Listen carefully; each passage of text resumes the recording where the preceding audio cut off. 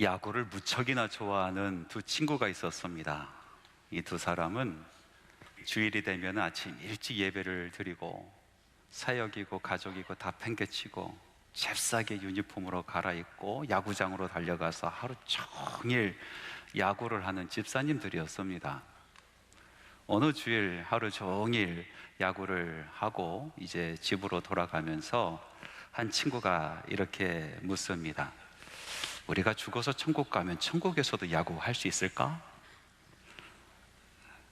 내가 안 죽어봐서 모르겠는데. 그래서 누구든지 먼저 죽는 친구가 천국 가서 그냥 거기 있지 말고 반드시 하루 내려와서 천국에서 야구를 하는지 알려주기로 서로 약조를 했습니다. 그러던 어느 날 정말로 둘 중에 한 친구가 하나님 부르심을 받았죠.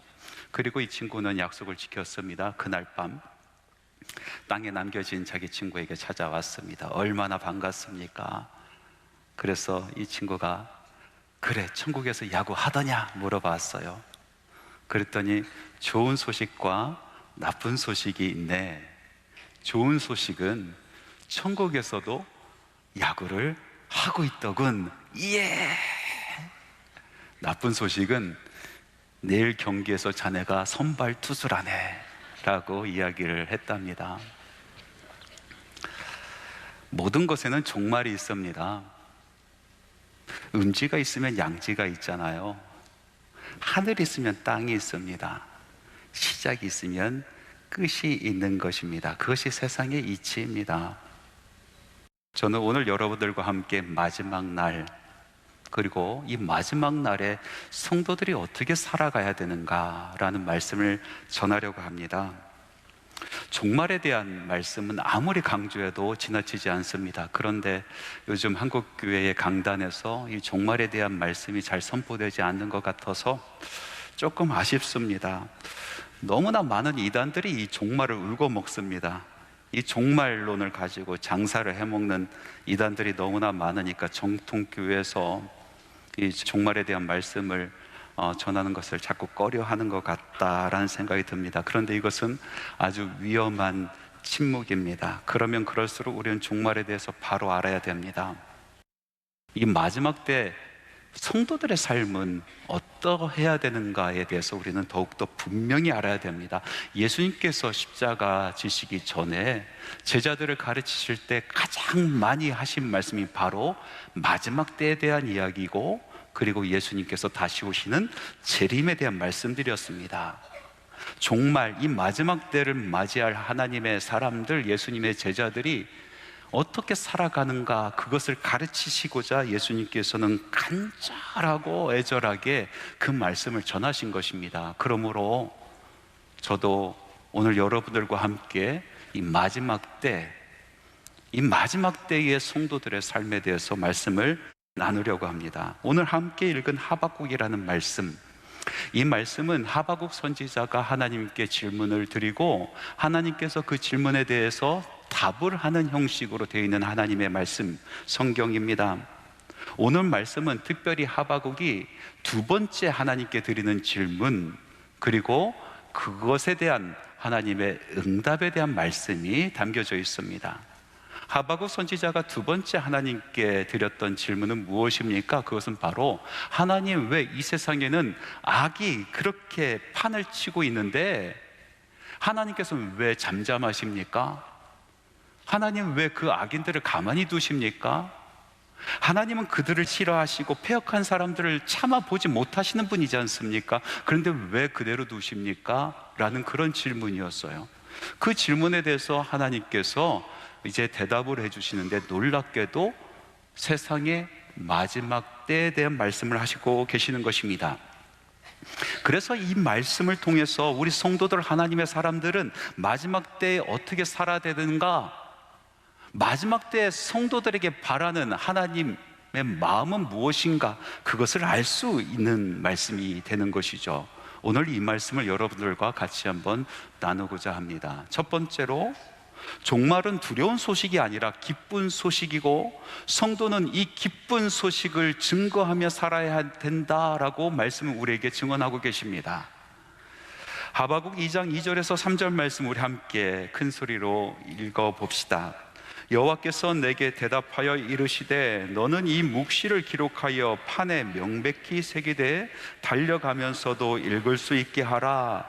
이 묵시는 정한 때가 있나니 그 종말이 속히 이르겠고 결코 거짓되지 아니하리라. 비록 더딜지라도 기다리라. 지체되지 않고 반드시 응하리라. 마지막 때의 묵시의 말씀을 기록하여 판에 명백히 새기라 라고 말씀하고 계시는데, 이 새겨야 될 묵시의 말씀은 종말에 대한 말씀이다. 마지막 때에 대한 말씀이다. 그 말씀은 반드시 이루어질 것이고 더디더라도 반드시 응하리라 하신 그 묵시의 말씀, 그 말씀을 판에 새기라 라고 하시고 계십니다. 너무나 중요한 말씀이기 때문에 그렇습니다. 위중한 말씀이기 때문에 판에 명백히 새기라고 하시는 것입니다. 특별히 이 말씀은 우리의 마음의 판, 심비에 새겨야 될 줄 믿습니다. 그리고 이 말씀을 잊지 말아야 되는 것입니다. 여러분, 중요한 것은 마음에 새기는 겁니다. 인생을 좌우하는 말씀, 우리 인생을 바꿔놓을 중요한 말씀은 새겨놓는 것입니다. 마음에 새겨놓는 것입니다. 묵시의 말씀을 새겨놓으라 하셨습니다. 우리의 가슴에 새겨놓으라 하셨습니다. 이것은 너무나 중요한 말씀. 종말은 속히 오고 결코 거짓되지 아니하며 반드시 응하리라 하신 이 묵시의 말씀, 종말의 말씀, 우리 인생을 좌우하는, 아니 이 생뿐만 아니라 내 생을 좌우하는 이 말씀은 중요하기 때문에 새겨놓으라 라고 말씀하신 것이죠. 그러면 이 묵시의 말씀, 종말의 말씀은 무서운 말씀일까요? 두려운 말씀일까요? 그렇지 않습니다. 하나님의 자녀 우리 성도들에게 있어서는 이것은 기쁨의 말씀입니다. 오늘 함께 읽은 말씀 2절 말씀에 보니까 후반부에 이렇게 첨언되어 있습니다. 묵시를 명백히 새기되 달려가면서도 읽을 수 있게 하라 라고 써 있습니다. 이 말씀을 그대로 문자적으로 해석을 하면은 묵시의 말씀을 새겨놓되 명확하게 새겨놓고 달려가는 사람들도 그것을 쳐다보고 읽을 수 있도록 그렇게 크지막하게 써 붙이라라고 우리는 해석할 수가 있어요. 그런데 이 성경에 써 있는 히브리어 원문을 다시 한번 보고 직역을 해보니까 그 말씀보다 훨씬 더 깊은 의미가 그 안에 숨겨져 있더라고요. 직역을 하면 이렇습니다. 그것을 선포하는 자가 달릴 수 있게 써붙이라라는 뜻입니다. 그래서 이 종말의 묵시의 말씀을 써붙이라는 것은 크고 또박또박하게 새겨 넣으라는 말씀이라기보다도 명확하게 새겨서 전령이 그것을 메고 달릴 수 있게 하라라는 말씀입니다. 전령이 언제 달립니까? 기쁜 소식, 놀라운 소식을 가지고 달리는 것입니다. 복음이라는 말의 원어는 에반겔리온, 승전보란 뜻 아니겠습니까? 승리의 소식입니다. 전쟁에 사랑하는 아들을 보내고 사랑하는 남편을 보내고 사랑하는 아버지를 보내고 온 가족이 오매불망 그 전쟁터의 소식만 기다리고 있습니다. 바로 그때 멀리서 전령이 달려오고 있는 것입니다. 터벅터벅 걸어오지 않습니다. 달려옵니다. 왜 달립니까? 기쁨의 소식이기 때문에 달려가는 것입니다. 복음의 소식이기 때문에 달려가는 것입니다. 살았다라는 생명의 소식이기 때문에 달려가는 것입니다. 복음의 소식을 가슴에 새긴 사람들은 달리는 것입니다. 그 소식, 예수님께서 다시 오시고 마지막 때가 이른다라는 그 기쁨의 소식을 마음의 신비에 새긴 사람들은 달리는 것입니다. 그래서 오늘 하나님의 말씀은 성도들에게 이렇게 말씀하십니다. 기쁨의 날이다. 그 기쁨의 소식을 마음에 새기고 그리고 달리라. 그 소식을 전하러 달리라. 마지막 때에 성도가 살아가는 삶인 것입니다. 두 번째로 마지막 때 성도는 영적으로 잠들지 말아야 한다라고 말씀은 우리에게 증언하고 있습니다. 오늘 말씀 2장 4절에서 5절 말씀에 보니까 보라, 그의 마음은 교만하며 그 속에서 정직하지 못하나 의인은 그의 믿음으로 말미암아 살리라. 그는 술을 즐기며 거짓되고 교만하여 가만히 있지 아니하고 스올처럼 자기의 욕심을 넓히며, 또 그는 사망 같아서 족한 줄을 모르고 자기에게로 여러 나라를 모으며 여러 백성을 모으나니. 여기서 반복적으로 나오는 말 있지 않습니까? 바로 그는, 그의, 그라는 말씀입니다. 그리고 이 그라는 말씀을 수식하는 말씀들을 보니까 하나같이 하나님께서 증오하시고 하나님께서 원하지 아니하는 말씀대로 가득 수식되어 있습니다. 그래서 그런지 하나님께서 이 그에 대해서 말씀하실 때 왠지 모르게 서늘함이 느껴지지 않습니까? 이 사람들은 하나님과 상관없는 삶을 살아가는 사람들입니다. 하나님의 나라를 꿈꾸지 아니하는 사람들입니다. 술을 즐기는 사람들입니다. 채워지지 아니하는 욕망을 채우려고 세상에서 이리 뛰고 저리 뛰고 바쁘게 돌아다니는 사람들을 말하는 것입니다. 이 사람들은 하나님 없이도 살아갈 수 있다라고 마음이 교만해진 사람들입니다. 하나님의 나라에 관심 없는 사람들, 세상에 취해서 그 영혼이 잠들어 있는 사람들을 말하는 것입니다. 그러면 세상에 취해서 영혼이 잠든 사람들은 누구입니까? 세상에 취해서 영혼이 잠들어 있는 사람은 첫 번째로 세상의 재미에 푹 빠져 있는 사람들을 이야기합니다. 한마디로 성공하는 사람들. 뭘 해도 잘 됩니다. 손만 대면 잘 됩니다. 찾아가면 일이 풀립니다. 얼마나 재밌습니까? 세상 살만 나지 않습니까? 그래서 바빠집니다. 이리 뛰고 저리 뛰고 바쁘게 살아갑니다. 세상에 취해버립니다. 그리고 그 영혼은 잠들어 버립니다. 두 번째로 세상에 취해서 영혼이 잠든 사람들은 누구입니까? 그 반대 인생을 살아가는 사람들, 한마디로 세상에서 실패하는 사람들입니다. 세상에서 실패하는 사람들은 염려로 가득 차 있습니다. 실패한 것 마음에 두고 살아갑니다. 하나님의 말씀을 묵상하는 것이 아니라 실패한 것 묵상하며 살아가고 그것을 끌어안고 끙끙거리면서 살아갑니다. 원망이라는 또 염려라는 늪에 빠져서 헤어나오지 못하고 있습니다. 바로 이 사람들도 세상에 취해 있고 잠들어 있는 사람들입니다. 또 어떤 사람들이 세상에 취해 있고 잠들어 있는 사람들입니까? 마지막 때 잠든 사람들은 일상에서 벗어나지 못하는 사람들을 이야기하는 것입니다. 마태복음 24장 38절에서 39절 말씀에 보니까 이런 말씀이 있습니다. 홍수 전에 노아가 방주에 들어가던 날까지 사람들이 먹고 마시고 장가들고 시집가고 있으면서 홍수가 나서 그들을 다 멸하기까지 깨닫지 못하였으니 인자의 임함도 이와 같으니라. 예수님께서 마지막 날에 대해서 말씀을 하시면서 그 날은 노아의 홍수의 심판 때와 같다라고 말씀하십니다. 노아의 심판 때의 날, 그 사람들은 어떠했는가? 매일같이 먹고 마시고 장가들고 시집가였다. 먹는 것이 잘못됐다, 마시는 것이 잘못됐다, 시집가고 장가가며 살아가는 것이 잘못됐다라는 말씀이 아니라 목적 없이 사람들이 살아가는 방식대로 그냥 흘러가는 대로 살아가는 사람들을 이야기하는 것입니다. 아무 생각이 없습니다. 사람들이 살아가는 대로 흘러갑니다. 그냥 살아갑니다. 대충 묻혀가 살아가는 사람들, 바로 이 사람들이 마지막 때 세상에 취한 자들이요, 마지막 때 그 영혼이 잠든 자들인 것입니다. 그러면 세상에 취하지 않고 깨어있기 위해서는 어떻게 해야 됩니까? 무엇이 우리를 깨웁니까? 하나님의 말씀이 우리의 영혼을 깨우시는 것입니다. 기도가 우리를 깨우는 것입니다. 찬양이 우리를 깨우는 것입니다. 다른 사람들을 섬기고 그의 발을 씻기는 섬김과 봉사가 우리의 삶을 깨우는 것입니다. 나는 이만하면 됐다, 내 영혼은 평안하다, 내 믿음은 안전하다, 마음 먹는 순간 우리는 교만에 빠져버리는 것입니다.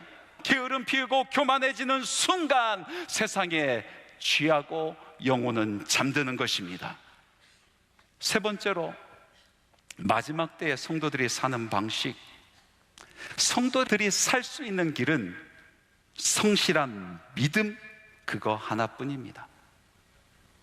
4절 말씀 다시 한번 큰 소리로 읽어보겠습니다. 보라, 그의 마음은 교만하며 그 속에서 정직하지 못하니 의인은 그의 믿음으로 말미암아 살리라. 여러분, 이 말씀은 참 신비롭지 않습니까? 앞뒤로 모두 멸망에 대한 이야기입니다. 심판에 대한 이야기입니다. 이렇게 하면은 너희들이 심판을 면하지 못하리라 하면서 저주의 말로 가득 차 있는데, 그 말씀 한가운데 숨겨져 있는 복음의 말씀이 있습니다. 의인은 믿음으로 말미암아 살리라. 의인은 믿음으로 말미암아 살리라. 심판자 되신 우리 주 예수 그리스도께서 마지막 때에 우리를 향하여 보시고자 원하는 것은 한 가지 믿음뿐인 것입니다. 예수 그리스도를 구주로 영접하고 그리고 믿고 따르는 그 믿음, 바로 그 믿음이 우리를 살리는 것입니다. 그러나 우리가 여기서 주의해서 보아야 될 것이 있습니다. 여기서 의인은 믿음으로 말미암아 살리라 라고 이야기했는데, 그 믿음이 무엇이냐? 히브리어로 보니까 에무나라는 단어를 쓰고 있습니다. 이것은 번역하면 영어로 faithfulness, 다시 말해서 신실함을 이야기합니다. 그러니까 이 믿음이라는 것은 하나님을 바라보고 신뢰하고 마음속으로 믿는 그런 믿음을 이야기하는 것이 아니라, 그 믿음이 살아있어서 그 신실함이 그의 삶 가운데 드러나는 믿음을 이야기하는 것입니다. 말로만 내가 믿습니다 하는 믿음이 아니라는 것입니다. 삶 가운데 신실함으로, 변함없음으로, 항상 그곳에 있음으로 있는 바로 그 믿음을 이야기하는 것입니다. 우리 삶 가운데, 우리 믿음 생활 가운데서 믿음이라고 생각이 들지만 믿음이 아닌 것들이 꽤나 있지 않습니까? 첫 번째로 믿음이라고 생각하는데 믿음이 아닌 것, 그것은 바로 지적인 동의입니다. 우리의 지성을 가지고 이성을 가지고 판단을 해봅니다. 이 세상이 어떻게 생겨났을까? 모든 것이 원인과 결과가 있는데 이 세상이 있다는 그 결과에 원인이 있지 않을까 생각하며 추적해 가고, 아, 누군가 이 세상을 만들었구나라는 것을 깨달아갑니다. 이 세상이 돌아가는 이치를 보면서 이 내생과 이생을 운영하시는 그분이 있을 것이다라는 것을 깨달아갑니다. 그러면서 고백하죠. 하나님이 계시다. 하나님께서 천지를 만드셨고 하나님께서 이 땅을 다스리신다. 이승과 내생을 다스리신다라고 고백을 합니다. 그리고 이렇게 지적으로 동의한 것을 마치 자기의 믿음이다라고 생각하시는 분들이 계십니다. 그런데 동의가 안 될 때는 어떻습니까? 하나님의 말씀은 우리의 이성으로 헤아려지지 않는 말씀으로 가득합니다. 우리의 지성으로 깨달아지지 아니하는 말씀으로 가득한데, 동의되지 아니할 때는 그 믿음이 사그라드는 것입니다. 그거보다도 더 완벽한 이론이 우리를 엄습할 때 그 믿음은 줄어드는 것입니다. 이랬다 저랬다 하는 믿음이 어떻게 믿음이 될 수 있겠습니까? 지적인 동의, 믿음이 아니라 그냥 지적으로 동의하는 것입니다. 또 믿음 같지만은 믿음이 아닌 것은 무엇입니까? 그것은 감정적인 공감입니다. 감정적으로 공감하면서 우리는 믿는다라고 생각을 합니다. 교회 오면 얼마나 행복합니까? 예배가 얼마나 뜨겁습니까? 찬양이 나의 마음을 얼마나 울립니까? 말씀이 얼마나 우리의 마음을 들었다 놨다 하겠습니까? 감정적으로 공감이 되는 것입니다. 함께 예배드리는 성도들이 너무나 다 착한 것 같고 그들이 이야기하는 것이 다 맞는 것 같고 감정적으로 공감이 갑니다. 그래서 함께 일을 합니다. 이렇게 감정적으로 공감하면서 그것이 곧 자기 믿음이다라고 생각하시는 분들이 계시다란 말이죠. 감정적인 공감은 믿음이 되지 못합니다. 감정이 변하면은, 공감하지 못하면은 그 믿음은 없어지는 것입니다. 더 이상 공감되지 않을 때 그 믿음은 사라져버리는 것입니다. 어떻게 믿음이 있다가 사라집니까? 그러면 정말로 진짜 믿음은 무엇입니까? 진짜 살아있는 믿음은 하나님께서 택한 사람들에게 주시는 선물입니다. 이거 부여잡고 예수 믿고, 이거 부여잡고 이 세상 살아가라 주신 선물인 것입니다. 이 선물, 진짜 믿음, 이 믿음을 가진 사람은 정말 예수 믿고 말씀대로 살아갑니다. 그 믿음이 그 인생을 뒤엎어버립니다. 그 믿음이 그 인생을 완전히 바꿔버립니다. 그 믿음은 변하지 않는 믿음인 것입니다. 신실합니다. 신실하신 하나님께서 주신 선물의 믿음, 그것은 신실로 드러나는 것입니다. 그러므로 진짜 믿음은 요동치지 않습니다. 논리에 따라서 이리 바뀌고 저리 바뀌지 않습니다. 감정에 따라서 오르락내리락 하지 아니합니다. 그러므로 믿는 사람들은 믿음 따라 살아가는 것입니다. 믿음이 그들을 신실하게 살아내게 하는 것입니다. 믿음으로 노아는 120년 동안 방주를 지었습니다. 믿음으로 아브라함은 갈 바를 알지 못하지만 따라갔습니다. 믿음으로 요셉은 절망 가운데서도 꿈을 포기하지 아니하였습니다. 믿음으로 사드락, 메삭, 아벳느고는 불 속으로 달려 들어갔습니다. 자기가 선택한 믿음이 아니라 하나님께서 주신 그 믿음을 부여잡고 믿음 따라 살아간 것입니다. 미국 플로리다에 한 목사님이 계셨답니다. 부활절을 앞둔 어느 고난주간에 그 지역에 엄청난 규모의 토네이도가 몰려옵니다. 목사님은 아내와 딸을 집에 안전하게 머물러 있으라 하고 예배당이 걱정돼서 예배당으로 달려갔습니다. 힘찬 바람과 함께 토네이도가 지나갔습니다. 교회는 무사했습니다. 안도의 한숨을 쉬고 그리고 집으로 돌아가는데 아플싸 그만 그 토네이도가 목사님 집을 완전히 무너뜨렸습니다. 그리고 사랑하는 아내와 그 딸이 그 자리에서 숨을 거두었습니다. 너무나도 슬픈 장례식이 이루어졌습니다. 고난주간에 정말 고난스러운 일평생 느껴보지 못한 아픔의 장례식을 치렀습니다. 그리고 그 다음날 부활절을 맞이했습니다. 마음을 단단히 먹고 단 위에 서서 부활의 기쁜 소식을 전했습니다. 듣는 성도 모두가 가슴이 먹먹했습니다. 예배를 다 마치고 장로님과 성도님들이 목사님에게 몰려와서 목사님을 끌어안아주고 손을 잡아줍니다.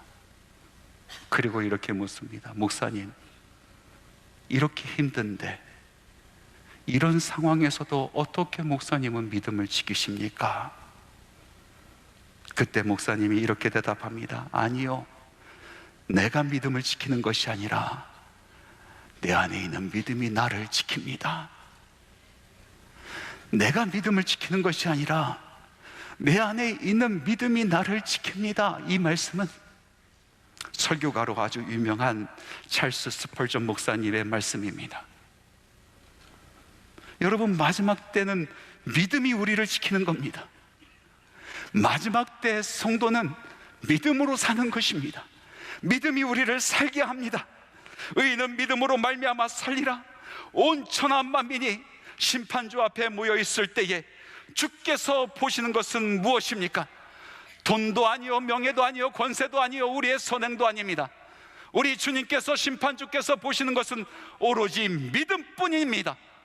신실한 믿음을 보시는 것입니다. 말씀을 맺겠습니다. 한국교회가 낳은 아주 보석과 같은 손양원 목사님이세요. 1940년에 신사참배를 거부하고 옥고를 치르십니다. 3년간의 아주 지독한 옥고를 치르시고 1943년에 출구하셨는데 또다시 신사참배를 거부해서 다시 5개월 만에 옥으로 잡혀갑니다. 차디찬 방에서 가진 고문을 당하시고 온몸이 터지고 마음이 한없이 내려가는 그 상황에서 우리 손양원 목사님께서 노래를 하나 지어 불렀습니다. 그 노래가 주님 고대가입니다. 이 가사를 보면 주님 오시기를 소망하는 우리 성도들의 마음이 애절하게 녹아져 있는 것을 볼 수가 있습니다. 그 가사의 내용은 이렇습니다. 낮에나 밤에나 눈물 머금고 내 주님 오시기만 고대합니다. 가실 때 다시 오마 하신 예수님, 오 주여 언제나 오시렵니까?